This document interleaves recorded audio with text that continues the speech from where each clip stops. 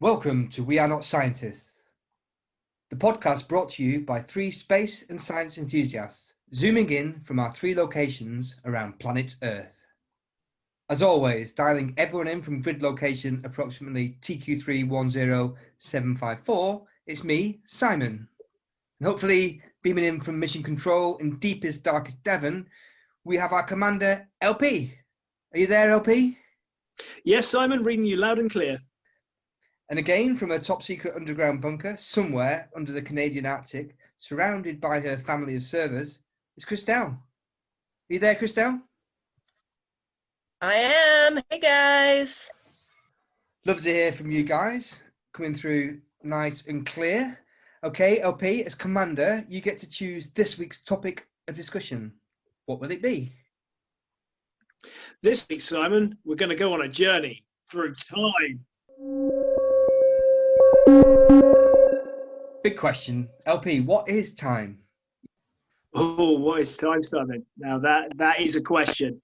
And it's a question that's puzzled scientists and philosophers for thousands of years. And I don't think anybody's come up with a clear answer yet. But of course, we all experience it. So what we can say is that it is the indefinite continued progress of existence and events that occur in an irreversible succession from past through present to future. So I suppose in science we think about it as an additional dimension that is stacked on top of the three dimensions that we can sense, and we can touch, and we can feel. And as I was saying, you move through it at a fixed velocity in one direction, only experiencing a slither at a time, and that slither is what we call the present. Okay, but it is measurable, and it provides crucial information in the way that we live our lives, because it offers us a coordinate that we can put with the other three coordinates. So, Simon, if we wanted to meet somewhere, you would obviously need to know the location, which could be defined by coordinates of, like we have grid references on a map.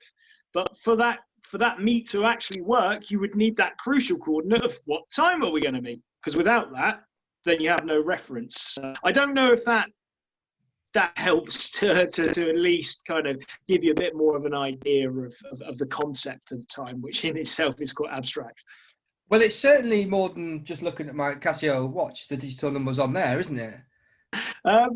It is. I mean, I think it's interesting if you were to ask anybody to draw time, they probably would draw a watch or a calendar or something. But that is just a device used to measure where we are in the fourth dimension, as it were. But again, we have no control of where we move or how we move. It's just a constant flow in one direction. Christelle. Yes. Who Yes. built the first time machine? Well, if you were to ask me who built the first time machine, I would have to kind of say evolution. That sounds really weird, but if you look back at the history of time travel, and you look at the early mentions of time travel, they are all based on the idea that somebody falls asleep and moves through time. So the human body, if you think about it in that way, is its own time machine. So evolution is my answer to that question. Nice answer. Simon. Nice answer.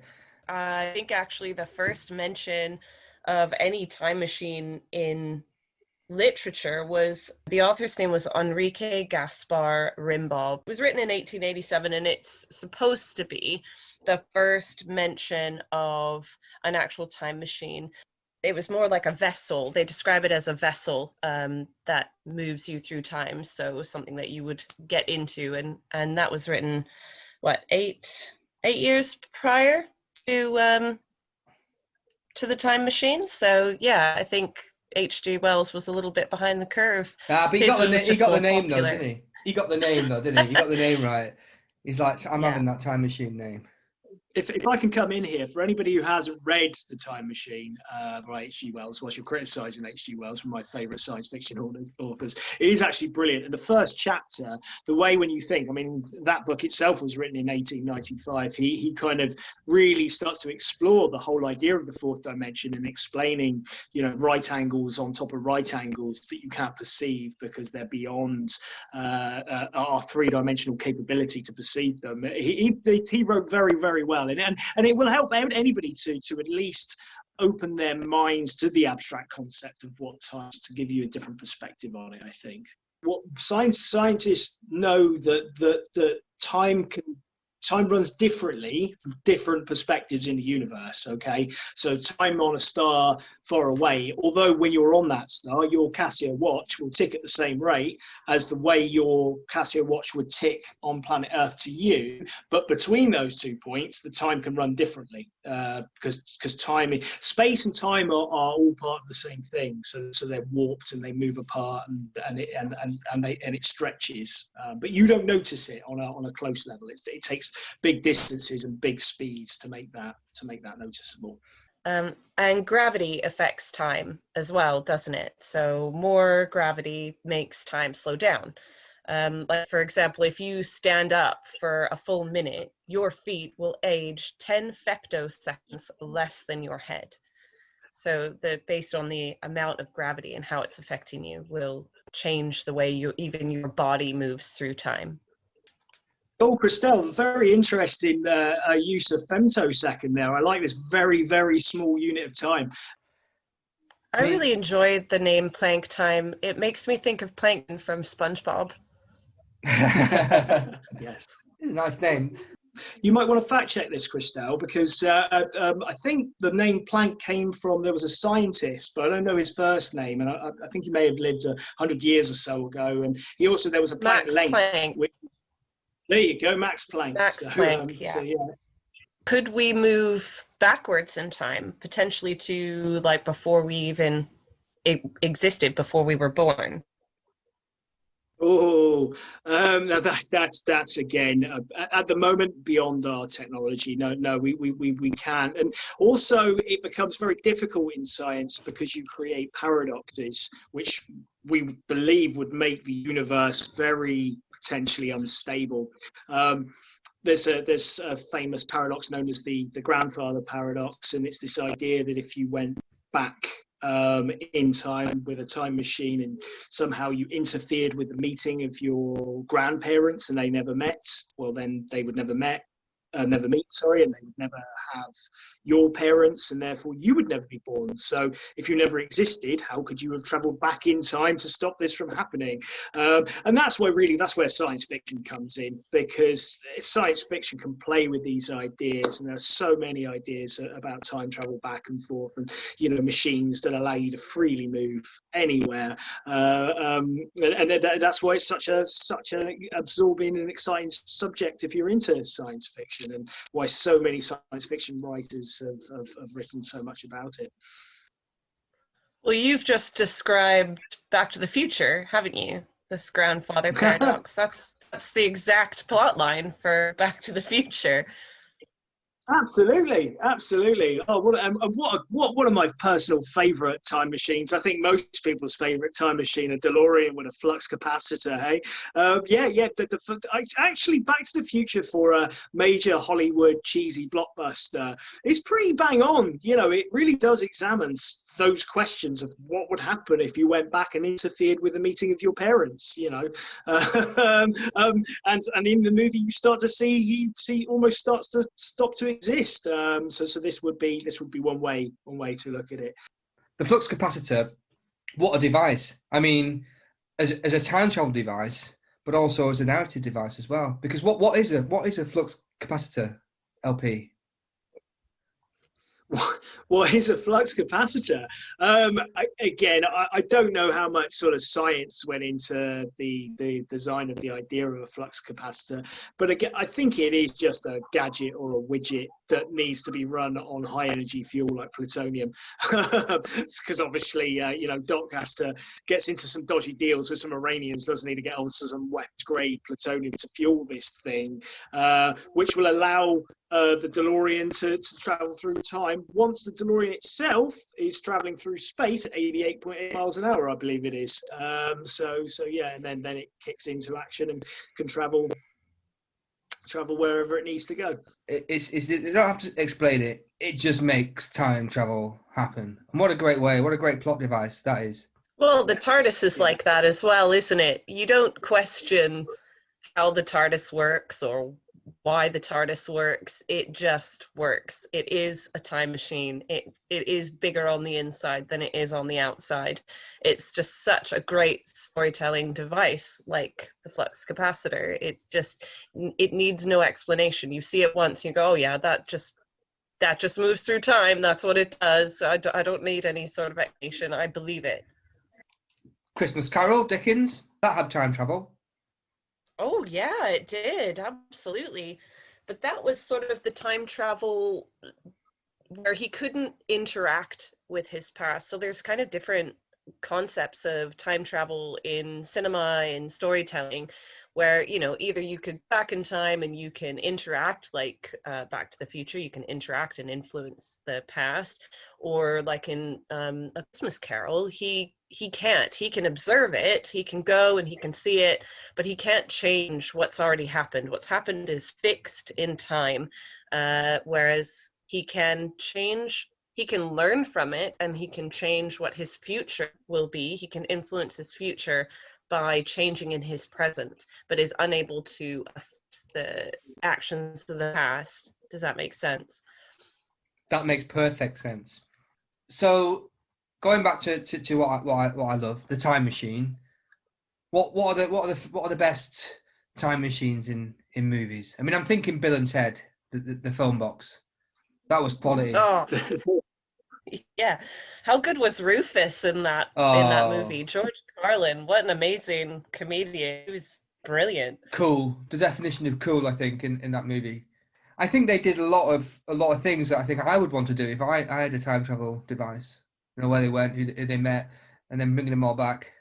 Yeah, you'd want to go and meet people and see events and stuff, wouldn't you? Yeah. Except, was it the second one where they go to like hell, and then I think it's like Bill's in his aunt's house or something, and she's like coming to kiss him, and there's all the freaky rabbits. That was really weird. That was really weird. I think when we talk about time travel as well, and we talk about time travel machines in science fiction, there's kind of a couple of ways I've sort of really noticed that they generally achieve it. And it's either you build a machine, or you have a machine like a TARDIS or a DeLorean that has its own mechanism for creating the ability to travel through time, or you build a machine where you travel through a naturally occurring event in the universe that itself is so on the edge of understandable physics, it allows you to travel through time, such as the gravity wells around black holes, warp time, wormholes. You know, this is a concept that's used all throughout science fiction and Star Trek. You travel through a wormhole and you come out in a different place in space and time. And where we talk about paradoxes as one of the problems that you have, some science fiction gets around the idea of paradox, that if you go back and you influence the past, that actually what you do is you create a new timeline.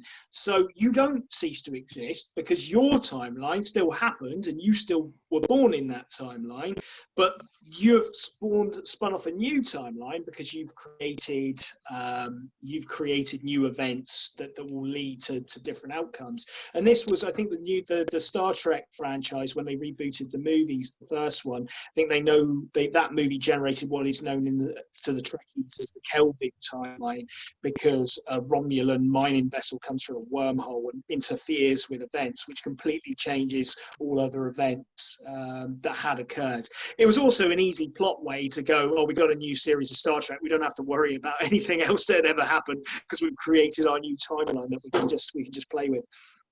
What about films like Groundhog Day and like Memento? They don't have any time travel machine in them.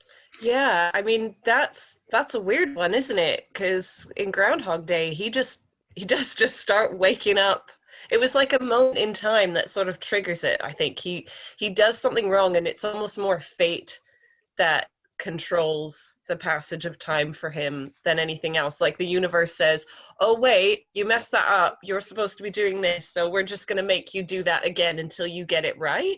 It's a weird one. Groundhog Day. Memento's good. I haven't watched that in a really long time. A little birdie told me, LP, that you're a big fan of Jean-Claude Van Damme's Time Cop. It's obviously, it's not generally regarded in the same light as maybe movies like The Terminator or Back to the Future, but it's a fun little Jean-Claude Van Damme, put a bit of kung fu with some time travel, so I keep an open mind to these things. So who LP do you think gets it closest in literature and movies to what actually a time machine or time travel could be?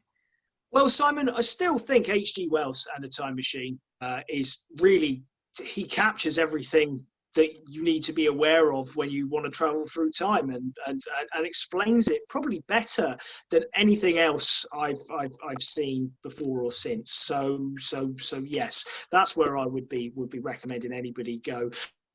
There've been a couple of movie versions, one in the 60s, one more recently. I've only seen the 60s version, which was a brilliant film. And of course, there's always the book as well. What about Hot Tub Time Machine? I never saw that one. No. But I'll tell you what is a really good time travel movie, and it probably not really thought of that way, is The Jacket. It's a really dark film, and this guy, he puts on this straitjacket and somehow it moves him through time. I don't want to say too much if you haven't seen it, because it is quite cerebral and you want to watch it. Very good, but it's a completely different take on, well, it's not a completely different take, there's still a thing that moves you through time, but it's a great film. It's a great film. Well, so is Hot Tub Time Machine, and what a great machine! It's Hot Tub. What else would you want? Relaxing. Yeah, I mean, it's kind of warm, bubbly, comfortable. Make that work, LP. As the commander, I was just sitting here thinking, where would you guys go if you had a time machine? Personally, I'd like to go back to every kind of World Cup and every city during that World Cup. So, go back to Uruguay in 1930, experience that. Brazil, experience that. Go all over the world every 4 years and experience the World Cup. I think that'd be a fantastic way to spend my time traveling. That's pretty good. What about you, Christelle? Where would you go? I think I'd like to go back to the heyday of Studio 54, sort of 1970s Studio 54, and its peak. See, that's interesting, because with you guys, you'd like to go backwards. I'd definitely like to go forwards. I'd be fascinated to see if what the year 2100, 2200, 2300 would look like. If, of course, the human race hasn't destroyed itself in the meantime, which we remain hopeful it doesn't. It'd be good to see maybe some sort of Star Trek kind of, us all working together for the benefit of our species and colonizing other worlds. So I find that incredibly exciting.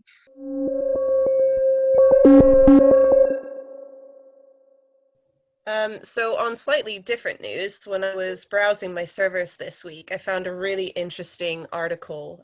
Robots can now store energy like humans in fat reserves after battery breakthrough. Reading more on the article, it seems that they've come up with a zinc battery that can integrate with the actual external body of the robot, rather than having to store a classic battery inside, which takes up a lot of space. You could create a skin of batteries and extend the life of robots, a sort of, like on time of robots exponentially. It's really interesting. Oh, that is interesting, and I think it shows how science and technology and research and development is often looking at biology. As how do humans, how do creatures store energy? And obviously, like you say, we don't walk around with packs of ion lithium batteries strapped to us, do we? It's just in our muscles, it's in our very being. So, and it makes it much more efficient. So yeah, no, that's a really interesting story. I think I'll have to check that one out, Christelle. Would you say that's the heart of the robot? Because it's the thing that kind of keeps it beating. Well, no, I think it would be more like the fat, like the sort of fat, the bulk of the robot. Yeah, it's what keeps it moving. But I don't know. Robots with hearts is a little bit of a deeper concept. But I think it would just completely change the whole way robots can be used and can be designed. Currently they're carrying around these big lithium ion batteries. So the body of the machine, whatever it may be, has to conform around that. Whereas if they have this skin of rechargeable zinc batteries, they can make any form, and they can use that fat reserve, as it were, to just wrap up, whatever skeletal system that they design. It's a game changer. LP, this is big news. I mean, how long can these robots live for now? I'm sure I've heard it could be up to sort of 3 times as long as conventional batteries. So it's got 2 plus points. You've got massively extended running life of a battery charge, and as Christelle was saying, you've removed all this excess weight from one location and spread it equally, just like humans. So it makes the progress of robotics, hopefully, accelerate exponentially, because you don't have to be either tethered to a permanent power supply or carry massive battery packs. So no, I think it's absolutely huge news and very, very interesting. And I'll be watching it very closely. It's interesting you say hopefully. I love the way that you look at this so positively, LP, but it scares me. I've got to say. I mean, this is the robots. This is maybe the step where we look back in 20 years and say this is the big step where the robots really started to take over. This is Skynet. Ooh. Maybe one day there will be a future sort of AI civilization sending robots back through time to destroy humans that would give birth to people that would rise up against those very robots. Just kicking us back into the old Terminator, which was a film we didn't really pick up too much on earlier, I don't believe, but an absolute excellent science fiction film that if you haven't seen it, definitely check out. First 2 kind of go a bit sort of there afterwards, but the first 2, and especially the first one, absolutely superb. Maybe we'll be traveling back in time to stop those scientists from creating this battery. But maybe that could happen. Yeah, who knows?